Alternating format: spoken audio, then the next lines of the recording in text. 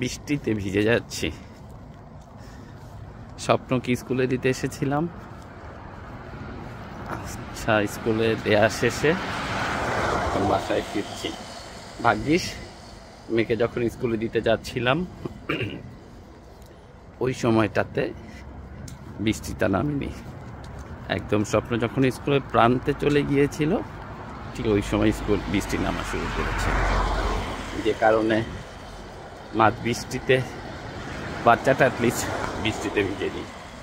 আমি ভিজে যাচ্ছি, আমার মন ভিজে যাচ্ছে, প্রকৃতিটাও ভিজে যাচ্ছে এই বৃষ্টিতে, সাথে করে আমার মোবাইলও ভিজছে। যদিও প্রযুক্তির উৎকর্ষতার কারণে বৃষ্টিতেও মোবাইল ভিজার কথা না।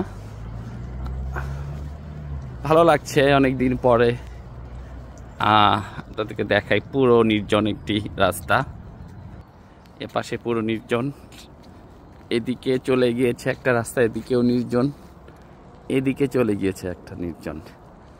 নির্জন একটি রাস্তায় একাকী হাঁটাহাঁটি করা, বৃষ্টির মাঝে ভেজা, তাও হচ্ছে ঝিরিঝিরি বৃষ্টি।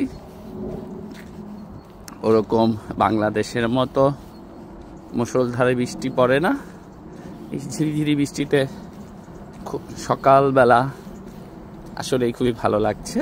বাসায় গিয়ে কড়া করে একটি চা অথবা কফি খাবো, তাহলে এই বৃষ্টিকে উদযাপন করাটা আরো সুন্দর হবে।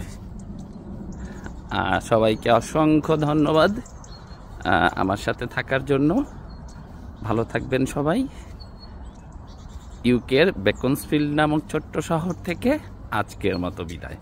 আসসালামু আলাইকুম।